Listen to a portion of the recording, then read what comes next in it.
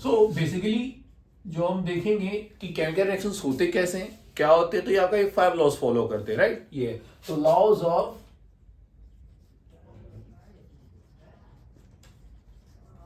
Chemical combination. ये first law क्या है आपका, लॉ ऑफ कंजर्वेशन ऑफ मास। क्या है आपका, law of conservation of mass. Second, law of constant that is fixed. हम इसको कांस्टेंट को डेफिनेट भी लिख सकते हैं। लॉ ऑफ कांस्टेंट और डेफिनेट प्रोपोर्शन, प्रोपोर्शन या फिर कंपोजिशन। ये हो गया। Third, law of multiple proportion.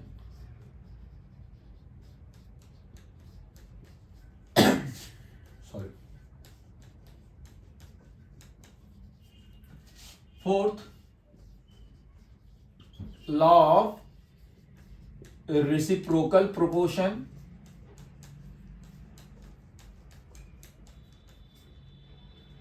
And fifth, law of combining volume of gases.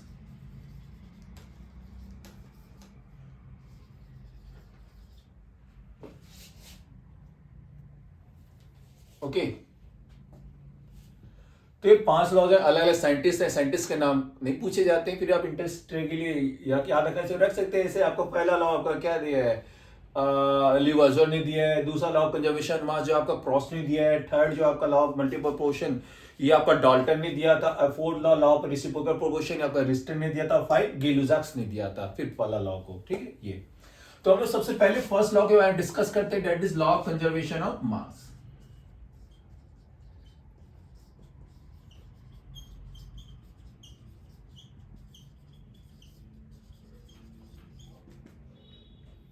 According to this law, the total mass of reactant is conserved into the total mass of products. जो reactant side में जितने भी आपके मास हैं वो सब के सब आपका उतने ही मास आपका कंजर्व रहेंगे प्रोडक्ट साइड में, ना उससे कम ना ज्यादा, राइट। ये है तो we can say in other words that total sum of masses of all the reactants must be equal to the total sum of masses of all the products, right. Total mass of reactants is equal to the total mass of products, that is सारा का सारा मास आपका conserve हो गया, right. ये है जैसे क्या कि मैं एक ले रहा हूं calcium carbonate CaO plus CO2, right. ये अगर हमने कैल्शियम कार्बोनेट रिएक्टेंट साइड में 100 ग्राम है, अब प्रोडक्ट साइड में हमारा जो कैल्शियम ऑक्साइड जो फॉर्म हुआ है वो 56 ग्राम है, तो ये जो है आपका CO2 का मास X कितना है ये तो पता करना है, X ग्राम कितना होगा, राइट। तो हम क्या करेंगे, law of conservation of mass use कर देंगे, ठीक है। तो क्या आएगा हमारा 100 gram plus 56 gram equals to, sorry हमारा क्या आएगा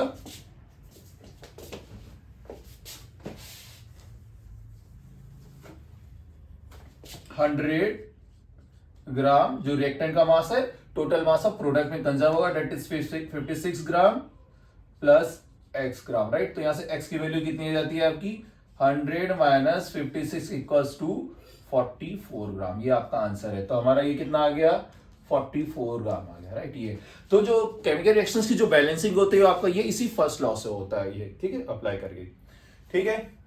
लेकिन एक बात का याद रखना आप लोग की लिमिटेशन, इसकी लिमिटेशन क्या है, क्या कि ये लॉ जो है आपका न्यूक्लियर रिएक्शंस के लिए वैलिड नहीं है, right. Not valid for nuclear reactions. क्यों? क्योंकि न्यूक्लियर रिएक्शंस में क्या होता है कि कोई ना कोई आपका जो सब एटॉमिक पार्टिकल्स है उसका कुछ लॉस होता है, ठीक है, और उसके बदले में क्या हमें एनर्जी मिलती है according to the Einstein theory that is E equals to mc square के अकॉर्डिंग। इसलिए वो लॉ, इस लॉ इसलिए वो जो हमारा न्यूक्लियर रिएक्शंस के लिए ये लॉ वैलिड नहीं होता। ओके, ये फिर हमारे क्या second law of constant, we can write constant और डेफिनेट और इन प्रोपोर्शन और कंपोजिशन, राइट। तो हम क्या लेते हैं, लॉ ऑफ कांस्टेंट और डेफिनेट कंपोजिशन और प्रोपोर्शन, ये सेकेंड लॉ है। तो सेकेंड लॉ के अकॉर्डिंग क्या कहना है कि कोई भी कंपाउंड चाहे उसका कोई सा भी सोर्स हो, राइट, ये है, ये आपको ये मिलेगा कि वो जो कंपाउंड है, पर्टिकुलर टाइप का कंपाउंड, वो सेम टाइप ऑफ एलिमेंट से ही मिलके बना है, राइट, ये है। और वो जो एलिमेंट्स का जो मास का कंपोजिशन है वो क्या आपका, वो प्रोपोर्शन या कंपोजिशन क्या फिक्स्ड है, कांस्टेंट है, डेफिनेट है, राइट, ये है। That is we can write it that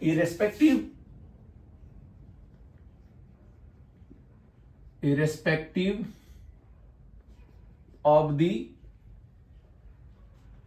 source of the compound,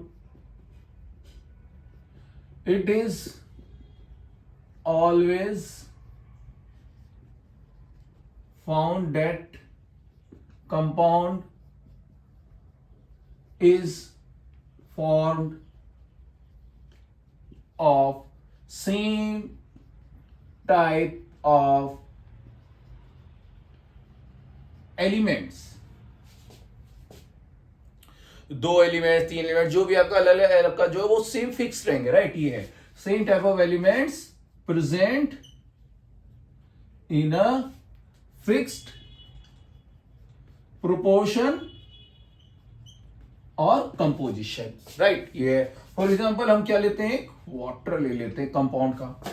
तो वाटर चाहे आपने नाले का वाटर लिया हो, ठीक है, टैप वाटर लेते हैं आप घर का, ठीक है ना, ये है सी वाटर, या जो भी आप कोई वाटर लेते हैं, अभी कोई आपका कोई ऑर्गेनिक कंपाउंड जो कंबशन रिएक्शन में गया है वो भी वाटर दे रहा है, ये है। तो जब वाटर आपको मिलेगा तो ये हमें पता है कि वाटर हाइड्रोजन का क्या 2 ग्राम है और ये 16 ग्राम है।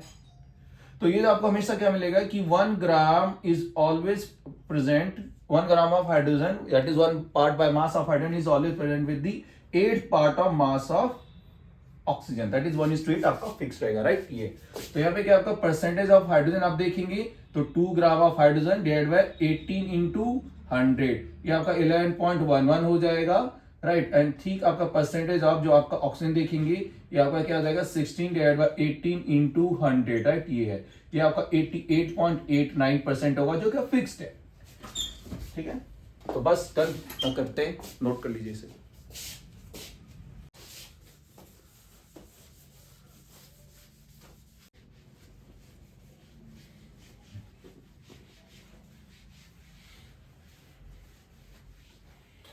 तो जो हमारा थर्ड लॉ है that is law of multiple proportion, ठीक है।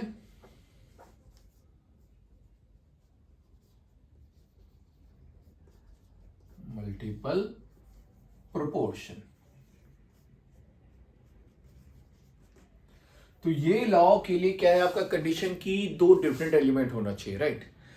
जब कोई 2 डिफरेंट एलिमेंट्स कंबाइन करके 2 या 2 से ज्यादा आपका कंपाउंड फॉर्म कर रहा हो, उस केस में जो एक एलिमेंट का मासेस का जो रेशियो है, ठीक है, जो क्या कि आपका फिक्स मास ऑफ दूसरे एलिमेंट के साथ कंबाइन किया, राइट, वो सिंपल होल नंबर होता है हमेशा, राइट। तो मैं ये आपको समझाता हूं, मैं डेफिनेशन लिख लेते हैं, ठीक है, ये है when 2 different elements combine to form 2 or more than 2 compounds, then the masses of one of the element which combine with the fixed mass of other element bear simple whole number,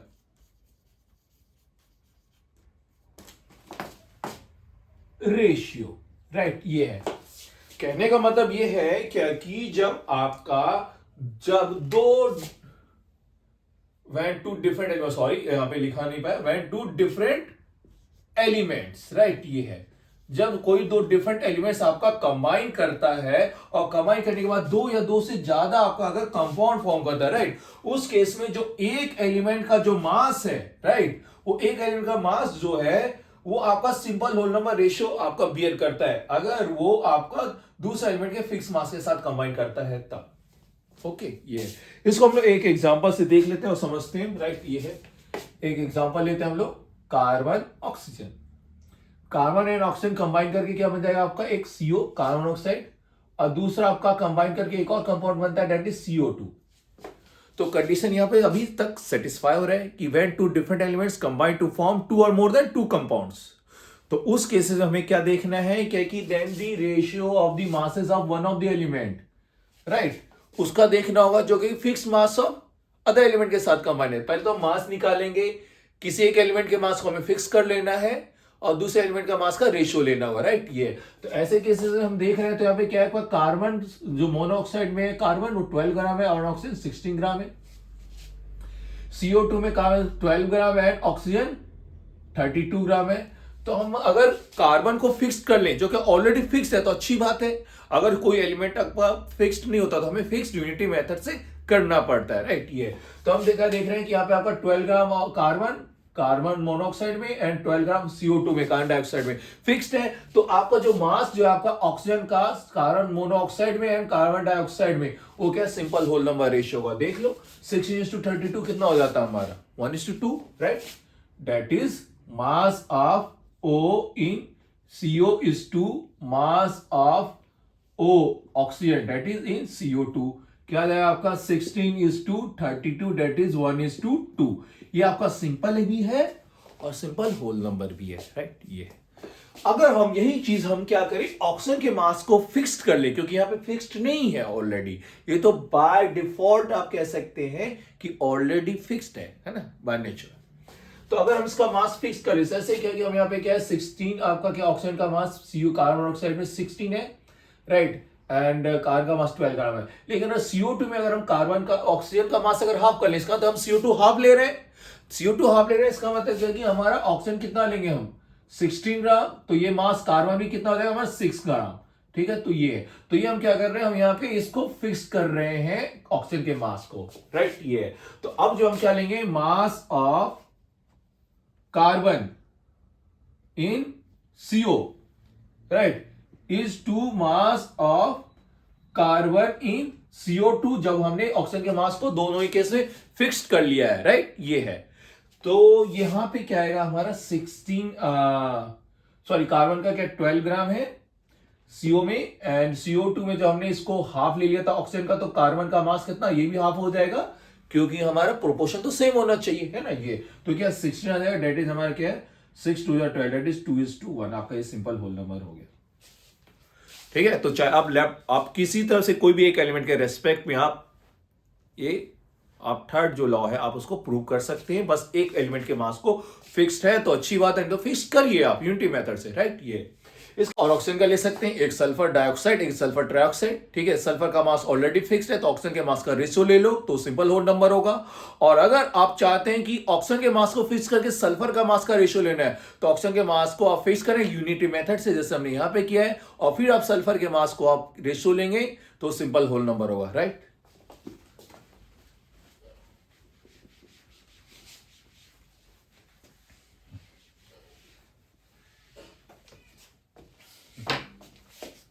तो अब जो हमारा एक मैं लेता हूं nitrogen के oxide, जो बहुत सारे ऑक्साइड्स होते हैं, जैसे एक हमारा N2O है, डाई नाइट्रोजन मोनोऑक्साइड, इसको हम लोग नाइट्रस ऑक्साइड कहते हैं, राइट। ये है। फिर दूसरा क्या लेते हैं हम लोग N2O2। यहां पे पहले वाले केस में नाइट्रोजन के ऊपर जो चार्ज है क्या आपका दिख रहा है, ऑक्सीडेशन स्टेट +1 का दिख रहा है। दूसरे में क्या है +2 है। अब ये 2 कैंसिल भी हो सकता है, दैट इज मैं इसे क्या लिख सकता हूं, और NO भी लिख सकते हैं हम इसे, ठीक है। ये फिर दूसरा क्या आपका N2O3, और मैं स्पेस ले लेता हूं मैं, और ठीक है। ये तीसरा ऑक्साइड क्या हम लेते हैं N2O3, ठीक है। ये है। फिर क्या हमारा N2O4, राइट। हम इसको और क्या लिख सकते हैं, अब ऑब्वियसली 2 कैंसिल कर सकते हैं हम, क्योंकि 2 कॉमन है, तो हमारा N2O4 लो या फिर NO2 लो। इसमें नाइट्रोजन का ऑक्सीडेशन स्टेट कितना दिख रहा है आपका, फोर्थ ऑक्साइड है +4। एक फिफ्थ ऑक्साइड लेते हैं हम लोग N2O5, राइट। तो इसमें डिफरेंट डिफरेंट ऑक्सीडेशन स्टेट दिख रहे हैं हमारे नाइट्रोजन के। पहले केस में नाइट्रोजन का +1 है जो इधर दिख रहा है, दूसरे केस में +2 है, 2 कैंसिल हो तो NO भी लिख सकते हैं आप N2O2 को। थर्ड केस में आपका क्या है, +3 है जो N2O3 है। फोर्थ केस में N2O4 है, 2 कैंसिल कर देंगे तो हमारा NO2 भी आप इसे लिख सकते हैं। फिफ्थ वाला जो हमारा जो है नाइट्रोजन पेंटाऑक्साइड वो +5 ऑक्सीडेशन स्टेट में, राइट। ये तो हम क्या करेंगे, या जो ये लॉ है क्या कि दो डिफरेंट एलिमेंट्स जब आपका कंबाइन करके दो या दो से ज्यादा कंपाउंड फॉर्म करे, तो ये दो से ज्यादा फॉर्म कर रहा है, तो उस केस में एक एलिमेंट के मास का क्या करना है, फिक्स कर लेना है, और दूसरे एलिमेंट के मास को क्या करना है, आप उसका रेशियो निकालना है, जो क्या आपका सिंपल होल नंबर होगा, राइट। ये तो या तो फिक्स्ड है ऑलरेडी तो अच्छी बात है, नहीं है तो आप करिए, ठीक है, फिक्स। तो अगर हम यहां पे देखें तो पहले केस में क्या हमारा, ये नाइट्रोजन का मास कितना हमारा देखेंगे, क्या 28 ग्राम, ऑक्सीजन का 16 ग्राम है, ये हो गया। दूसरे केस में अगर अगेन हमारा क्या है, ये 28 ग्राम और ये 32 ग्राम, ये चीज भी आप ले सकते हैं, राइट। ये फिर क्या आपका ये 28 ग्राम और ये 48 ग्राम, फिर क्या आपका 28 ग्राम एंड 64 ग्राम, फिर क्या आपका फिफ्थ ऑक्साइड्स में क्या है, नाइट्रोजन का मास अगेन 28 ग्राम और क्या है फिर आपका ये 80 ग्राम, राइट। तो यहाँ पे क्या ऑलरेडी नाइट्रोजन का क्या है मास फिक्स्ड है 28। तो हमें किसके मास का रेशियो लेंगे, आप ऑक्सीजन के मास का रेशियो ले लो, ठीक है। तो ये कितना आ रहा है आपका 16:32:48:16 64:80, 16 कॉमन है, राइट, ये है। तो mass of O in N2O is 2, mass of O in N2O2 लिखो या NO, सेम चीज है, राइट, ये is 2, mass of O in N2O3 is 2, mass of O in N2O4 लिखो या NO2 लिखो, is 2, mass of O, that is mass of oxygen in N2O5, right. ये तो पहले केस में कितना आपका 16 था, दूसरे में आपका 32 है दूसरे ऑक्साइड में, फिर क्या आपका 48 है, फिर क्या आपका is to 64 है, और फिर क्या फिफ्थ ऑक्साइड में 80 है, राइट। ये तो क्या आएगा 16 कॉमन है, 16 16, 16 2 32, 16 6 48, 16 4 64 is to 16 5 80, 1:2:3:4:5, राइट। ये है। आप जैसे कहो सर हम ये अगर NO का केस ले तो उसमें भी ले लो, हमें क्या यूनिटी मेथड लगा लेना है, राइट। ये है तो उससे भी आप सॉल्व कर सकते हैं। जैसे इसको आप पहले स्क्रीनशॉट ले लें या नोट कर लें, तो मैं नाइट्रोजन का नाइट्रोजन जो आपका जो है NO जो फॉर्म है N2O2 जो 2 हमने कट कर दिया, उस फॉर्म से भी सॉल्व कर सकते हैं, या N2O4 जो है आपका NO2 उस फॉर्म से भी सॉल्व कर सकते हैं, या फिर आप नाइट्रोजन के मास को क्या करें, आप ना करके ऑक्सीजन के मास को फिक्स कर लें, और नाइट्रोजन के मास का आप क्या करें, आप उसका जो है रेशियो ले लें, तो सिंपल होल नंबर होगा। तो अब इस तरह से सॉल्व कर सकते हैं, राइट। ठीक है। तो अगर सपोज करो कि हम ये ले लेते रहा, अगर इस केस में हम N2O2 की जगह ना तो NO लेते रहा, अगर तो क्या आपका 14 ग्राम नाइट्रोजन है तो ऑक्सीजन का 16 ग्राम। ये अगर आपका हम क्या कर रहे हैं, नाइट्रोजन के मास को फिक्स कर रहे हैं, तो नाइट्रोजन का मास अगर डबल हो जाता है तो 28 ग्राम, तो ये अगेन 32 ग्राम हो जाता है। वही बात आ रही है जो हमने N2O2 वाला लिया है, राइट। ये फिर क्या आपका N2O4, तो हमारा क्या 28 ग्राम नाइट्रोजन है N2O4 में और 64 ग्राम ऑक्सीजन है, 2 हम कॉमन कैंसिल कर रखे हैं। तो यहाँ पे नाइट्रोजन का अगर क्या है आपका ये 14 ग्राम और ऑक्सीजन का 32 ग्राम, अगर हम इसको डबल करेंगे ऑक्सीजन को 64 ग्राम और नाइट्रोजन को 28 ग्राम, तो यही चीज आ जाती है, ठीक है। तो इस तरीके से आप सॉल्व कर सकते हैं, राइट। ये और अगर हम चाहते हैं क्या कि ऑक्सीजन का मास फिक्स्ड रहे, तो हम देख रहे हैं कि ऑक्सीजन का मास क्या है, सब में 16 ले लो या 1 ले लो, जिसको जो लेना सेम लेना है, या तो 1 ग्राम लो। अगर आप 1 ग्राम लेते हैं ऑक्सीजन का मास फिक्स, तो इसका मतलब इसका मास कितना हो जाएगा नाइट्रोजन का 28/16 यूनिटी मेथड। ये अगर हम यहाँ पे 1 ग्राम लेते हैं किसका, ऑक्सीजन का, तो इसका मास कितना आ जाएगा नाइट्रोजन का 28/32 यूनिटी मेथड, है ना। ये अगर हम यहाँ पे इसमें लेते हैं ऑक्सीजन का मास कितना 1 ग्राम, मतलब फिक्स करना है, या तो आप 16 ले लीजिए सारा ऑक्सीजन का मास, या 32 जो भी है, जो इजी पड़े आपको वेरिएबल नंबर। हमने क्या किया, 1 ग्राम ले लेते हैं, राइट। ये फिर क्या 28 ग्राम है आपका नाइट्रोजन का, तो क्या होगा 28 ऐड हुआ है 48, ये आपका नाइट्रोजन का मास हो गया। N2O4 में आपका ऑक्सीजन का मास 64 है, 1 ग्राम हम ले लेंगे, मास हम फिक्स कर रहे हैं सबका ऑक्सीजन में, हाँ ऑक्सीजन का, तो 20 और नाइट्रोजन का मास आ जाएगा 28 ऐड 64 ग्राम। ठीक, वैसे N2O5 में क्या ऑक्सीजन का मास 88 ग्राम है, हम 1 ग्राम लेंगे क्योंकि सबका हम फिक्स कर रहे हैं, सब केसेस में हम ऑक्सीजन का मास फिक्स रख रहे हैं, डेट इज चेंज नहीं कर रहे, 1 ग्राम लेंगे, राइट, कांस्टेंट। तो नाइट्रोजन का मास कितना रहेगा आपका 28/80।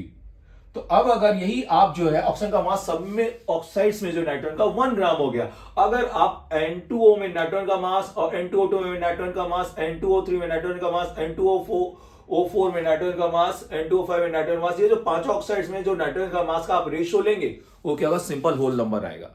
ये आप करके देख लेना, ठीक है। ये ठीक है, तो हमारा ये क्या थर्ड लॉ हो गया। हम लोग अब क्या करते हैं, next law, that is law of reciprocal proportion. ठीक है, इसे आप नोट कर लो या स्क्रीनशॉट ले लो।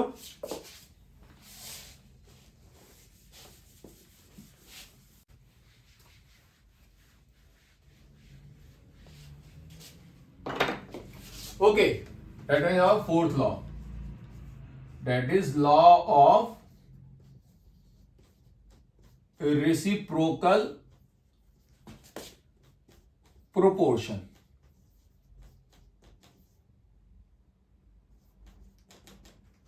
ठीक है, तो लॉ ऑफ मल्टीपल प्रोपोर्शन में 2 डिफरेंट एलिमेंट होगा, लेकिन law of multiple reciprocal proportion में आपका 3 एलिमेंट्स का इन्वॉल्वमेंट है, राइट। ये तो इसको आप इस तरीके से समझ सकते हैं, पहले मैं समझा देता हूं आपको, ठीक है, फिर हम एग्जांपल लेंगे। जब कोई 2 डिफरेंट एलिमेंट जैसे ए एंड बी, ठीक है, कंबाइन करता है किसी थर्ड एलिमेंट के साथ सेपरेटली, जिसका मास क्या है, फिक्स है, फॉर एग्जांपल सी, और सेपरेटली कंपाउंड फॉर्म करता है जैसे AC एंड BC, राइट। तो इसका मास क्या है आपका, फिक्स्ड है, कांस्टेंट है, या फिक्स नहीं तो फिक्स्ड करिए आप यूनिटी मेथड से, राइट। ये तो when 2 different elements combine with the fixed masses of other element, third element, right, then the ratio of their masses, that the ratio of the masses of A and B in which they do so, that is जिस masses में आपका fixed mass of C के साथ combine कर रहे हैं, right, ये masses का ratio या तो same होगा या सिंपल होल नंबर बियर होगा, किसके साथ, जब ये A और B आपस में कंबाइन करके कोई कंपाउंड बनाएंगे, वो उसके masses के रेशियो के साथ, राइट। तो ए और बी का जो मास का रेशियो जो है आपका, ये सी के साथ जो फिक्स मास के साथ जो कंबाइन किया है, वो मास का रेशियो सेम होगा किस मास के साथ, ए और बी के मास के साथ, जब उसके अपने कंपाउंड में वो कंबाइन करके जो फॉर्म हुआ है, राइट। अगर आपका वो इक्वल नहीं है, सेम नहीं आ रहा, तो उनका रेशियो लेंगे तो वो क्या होगा, सिंपल होल नंबर होगा, राइट। ये डेफिनेशन करता है। चलो मैं इसको एक एग्जांपल से मैं समझा देता हूं मैं, ठीक है।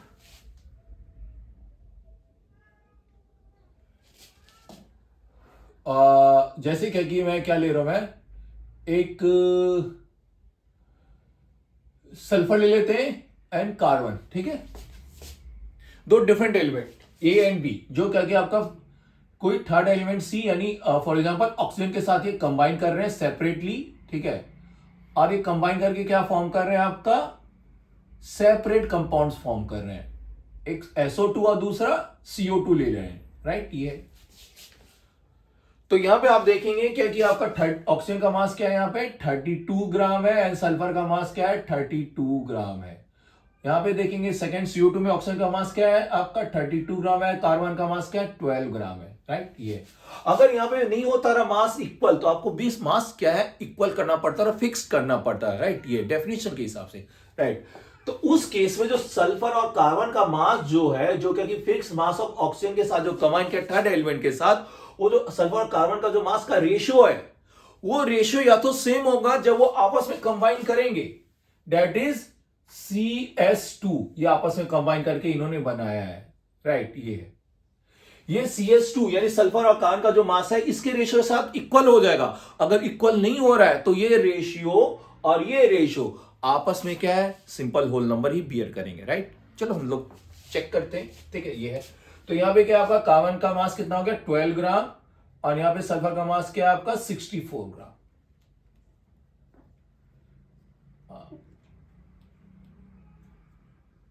64 ग्राम, राइट। ये तो पहले हम क्या करते हैं, इस केस में देखते हैं mass of sulphur in SO2 is to mass of carbon in CO2। कितना है हमारा 32 इज टू कितना है इसका कार्बन का 12 है, ठीक है। ये तो कितना आ गया आपका, किससे कैंसिल कर रहे हैं, 12 3 4 3 12, ठीक है, 4 8 32, 8:3 आ गया।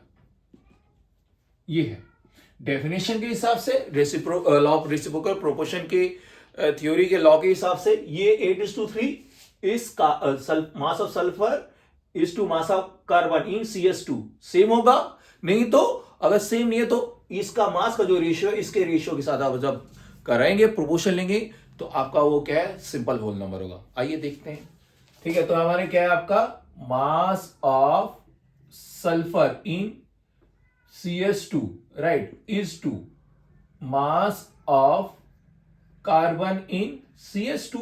चलो कितना है नोट करते हैं हम, सल्फर है कितना 64:12, राइट। तो क्या है हमारा इसका अगेन ये हमारा क्या है 4 से जाएगा, ठीक है। ये है 16 4 64 और ये 3, ठीक है। ये तो हम देख रहे हैं कि आपका ये 16:3 और 8:3 सेम होना चाहिए डेफिनेशन के हिसाब से। तो ये आपका तो इक्वल सेम नहीं हुआ, लेकिन लॉ ऑफ रेसिप्रोकल प्रोपोर्शन को फर्दर क्या करा, अगर सेम नहीं है तो क्या होगा, ये रेशियो का रेशियो लेंगे तो क्या होगा, सिंपल होल नंबर होगा। क्या होगा, सिंपल होल नंबर होगा, राइट। तो ये क्या आपका, ये देखेंगे आप 16 डिवाइड बाय 3, हम इसको लिख सकते हैं 16:3 को रेशियो का रेशियो लेंगे, इज टू क्या 8:3, राइट। 3 कैंसिल, ठीक है, 8 2 जा 16, तो ये हमारा कितना आता है 2:1। ये सिंपल होल नंबर हो गया, लॉ प्रूव हो गया।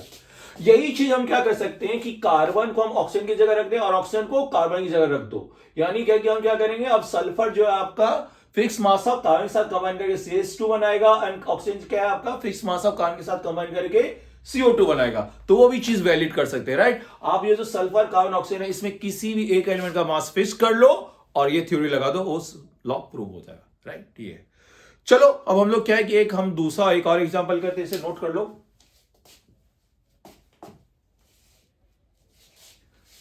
डन, नोट कर लो या स्क्रीनशॉट ले लो आपको। चलो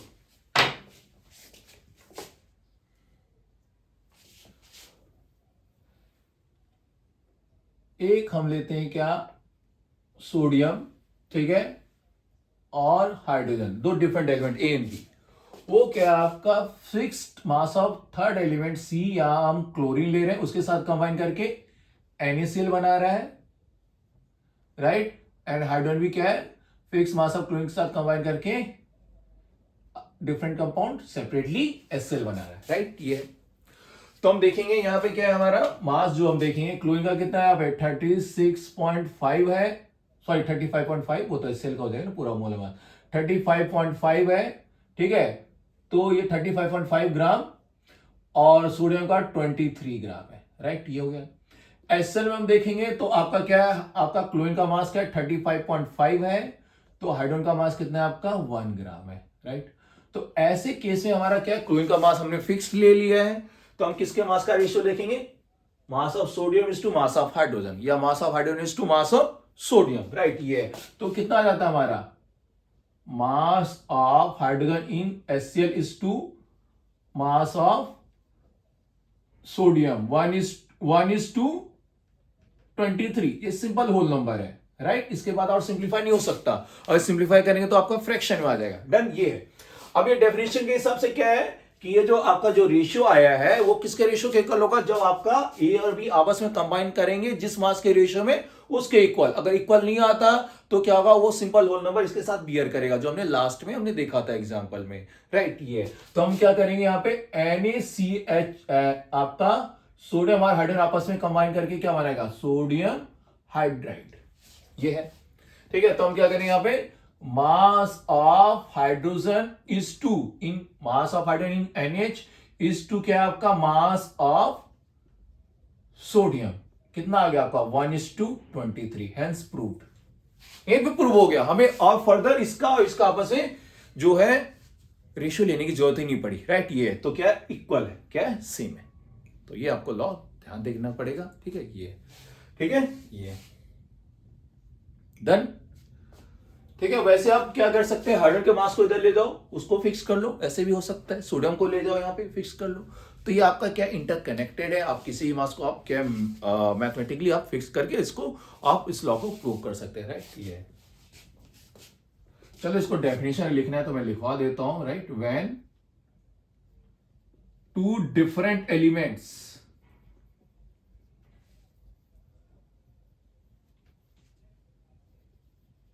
combine with the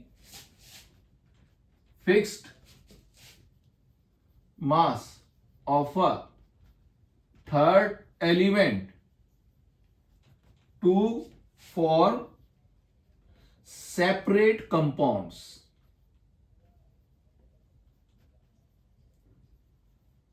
then the ratio of their masses in which they do so is either equal or bare simple whole number with the ratio of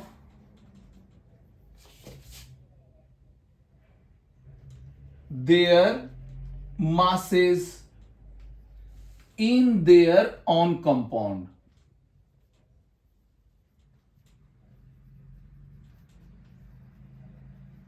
right. जब कोई दो डिफरेंट एलिमेंट किसी fix mass of element के साथ separately आपका combine, separately आपका क्या है, कंपाउंड फॉर्म करते हैं सेपरेटली आपका, ठीक है। कंबाइन करने के बाद तो जिस रेशियो में वो कंबाइन करते हैं, इन विच दे डू सो, राइट, वो जिस रेशियो में कंबाइन करते हैं वो रेशियो या तो इक्वल होगा या सिंपल होल नंबर होगा। किसके रेशियो के मास के साथ, इन्हीं ए और बी के रेशियो के मास के साथ, बट वो अपने ही कंपाउंड में वो रेशियो देखना है उनका, ठीक है। तो आपका ये जो है फोर्थ लॉ भी प्रूव हो गया। आप इसको नोट कर लीजिए, इसका स्क्रीनशॉट ले लो, राइट। ये इसका नोट कर लीजिए।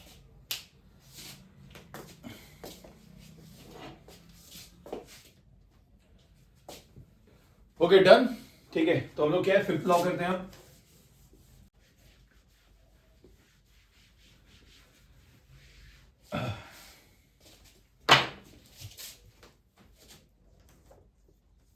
फिफ्थ लॉ क्या हमारा, law of combining volume of gases, right. Law of combining volume of gases, right. इसे किस साइंटिस्ट ने दिया था, गेलुजाक्स ने दिया था, राइट। ये है जैसे क्या है कि आपका क्या है कि इसका ये कहना है कि जब कोई रिएक्टिंग मॉलिक्यूल्स गैसेस है तो, राइट, तो जब गैसेस है तो जिस वॉल्यूम रेशियो में आपका कंबाइन कर रहा है, राइट, वो सिंपल होल नंबर होगा। क्या होगा, सिंपल होल नंबर, राइट। और अगर प्रोडक्ट भी गैसेस है तो वो भी सिंपल होल नंबर रेशियो आपका बियर करेगा, किसके वॉल्यूम के रेशियो के साथ, रिएक्टेंट के मॉलिक्यूल्स के साथ। ये आपका डेफिनेशन है, राइट। ये है, राइट। जैसे मैं एक एग्जांपल यहां पे लिखवा रहा हूं, जैसे हमारे के H2 gas plus Cl2 gas हमें क्या दे रहा है, 2 moles of HCl gas, right. तो अब अगर इसका जो वो वॉल्यूम रेशियो देखें अगर हम, तो क्या आपका ये 1 पार्ट जो इसका बाय वॉल्यूम है इज टू 1 पार्ट जो HCl2 का है, 1 part by H2 gas and reacts with 1 part by Cl2 gas by their volume। और ये भी आपका प्रोडक्ट गैसेस है। अगर गैसेस नहीं होता आपका प्रोडक्ट में तो आप उसको उसके साथ रेशियो नहीं आप लेते, राइट। इज टू क्या है, twice of volume of HCl gas, right. ये तो ये क्या हो गया, आपका सिंपल होल नंबर है। क्या है, सिंपल होल नंबर। कोई अगर हमें पता है कि अगर आपका सेम कंडीशन टेम्परेचर प्रेशर दिया जाता है, राइट, वो कंडीशन में लगाना है, तो आपका जो HCl जो है आपका, अगर वो x ml ले रहे हैं, तो इसका मतलब Cl2 भी x ml होगा, तो HCl का वॉल्यूम कितना बनेगा 2x बन जाएगा, राइट। ये तो ये क्या है, लॉ क्या हमें फटाफट कैलकुलेशंस करने में हेल्प करता है और कम्युनिकेशन करना और इजीली हो जाता है, राइट। ये है इस तरीके से।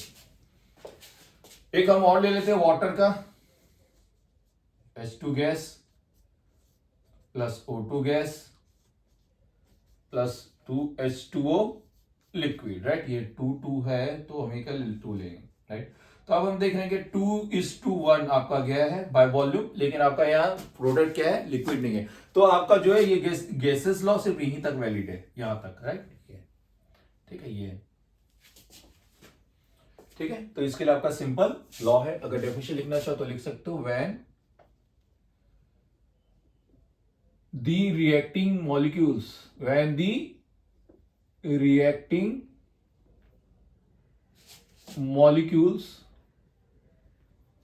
are gaseous, then they combine in a simple whole number ratio by their volumes, right. And the formed products are gases, then the volume of products also bear simple whole number ratio with the volumes of reacting gases, right, provided at same condition। और same condition यहां पे क्या है, same condition of temperature and pressure, right. ये आपका law है। Done.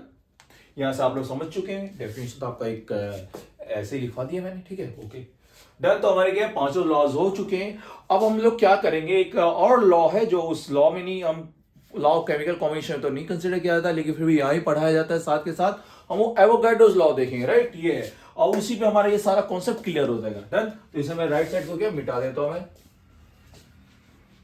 एक और एक्स्ट्रा लॉ देखिए, एवोगैड्रोस लॉ। तो एवोगैड्रो साइंटिस्ट ने दिया था। इस लॉ का ये कहना है क्या कि अगर डिफरेंट गैसेस का जो अगर वॉल्यूम सेम है at same condition of temperature और प्रेशर, ठीक है, कभी कभी पूरा वो same condition of temperature pressure नहीं लिखेंगे, सिर्फ ये लिखेंगे एट सेम कंडीशन, राइट। ये तो different gases having same volume at same condition of temperature or pressure contain equal number of moles और equal number of molecules, ये होता है, राइट। ये है ऑब्वियसली मोल कॉन्सेप्ट हम लोग लेटर उस टॉपिक पे जाएंगे ही जाएंगे, ठीक है। ये है, तो इसके अकॉर्डिंग देखेंगे equal volume of different gases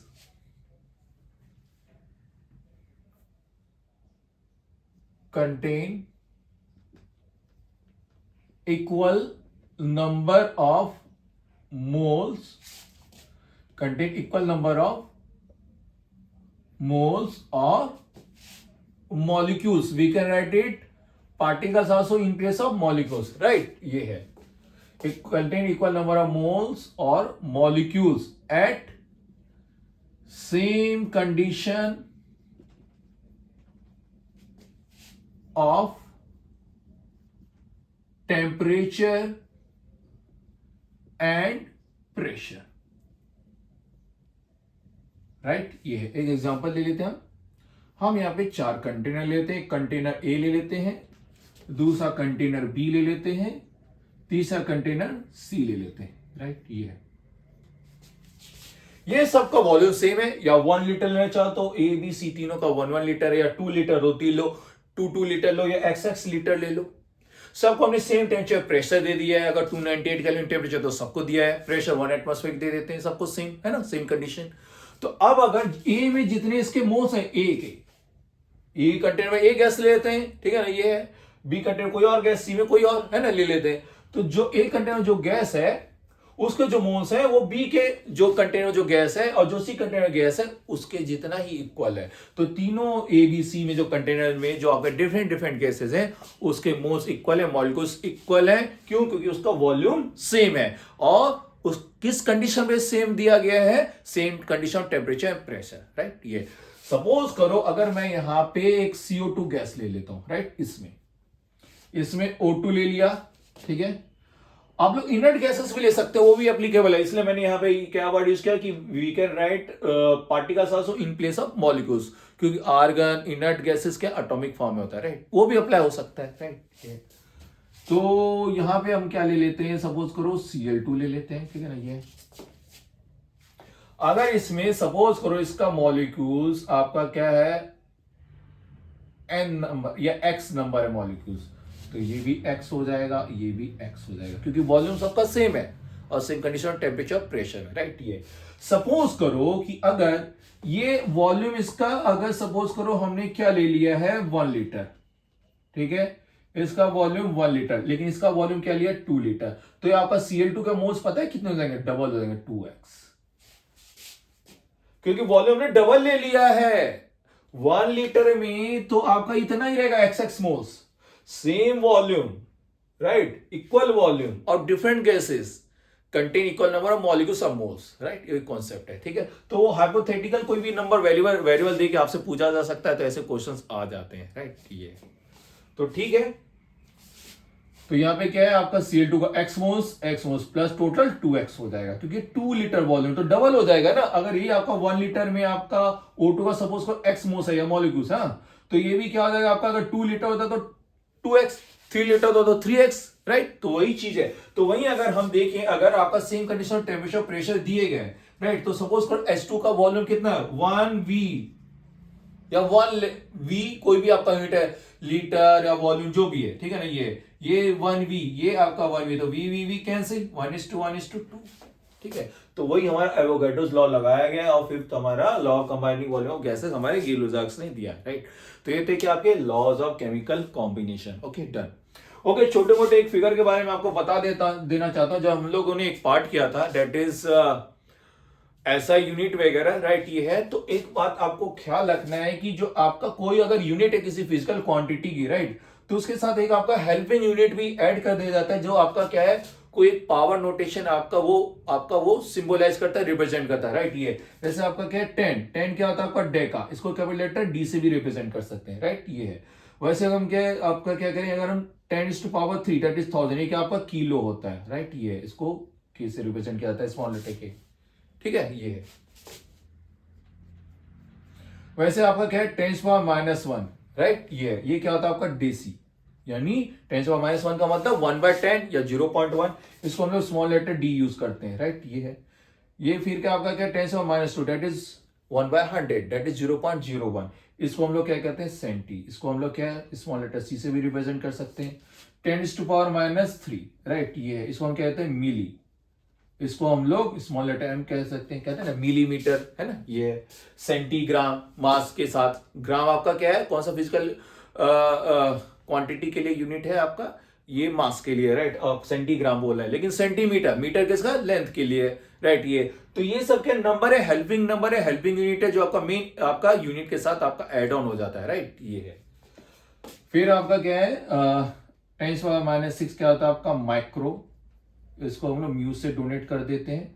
10⁻⁹ क्या आपका नैनो, इसको हम लोग स्मॉल लेटर N से भी डिनोट करते हैं, राइट। ये फिर क्या आपका 10⁻12, इसको हम लोग पीको कहते हैं, ठीक है, इसको हम स्मॉल लेटर P से भी डिनोट करते हैं, राइट। आई बात समझे। वैसे ही क्या आपका 10⁻15, इसको हम लोग फेमटो भी कहते हैं, राइट। इसको स्मॉल लेटर एफ भी लिख सकते हैं, ये है, ठीक है। तो ये सब क्या है, आपका जो मेन जो यूनिट है फिजिकल क्वांटिटी का, उसके साथ एड ऑन हो जाता है, राइट। ये क्यों, क्योंकि हम जो एटम है, मॉलिक्यूल है, उसका साइज क्या छोटा होता है काफी, तो इसलिए में क्या छोटे साइज में जाने की जरूरत पड़ जाती है, राइट। जैसे पिकोमीटर है ना, ये सब वगैरह सारा, ठीक है, ओके, ठीक है। तो बस इतना आपका ये जो बेसिक चीजें जो बहुत मोस्ट बेसिक है वो हम कर चुके हैं डील। अब जो है हम आने वाले टाइम में अभी हम डिस्कस करेंगे, हम क्या करेंगे, मोल कॉन्सेप्ट के बारे में डिस्कस करें।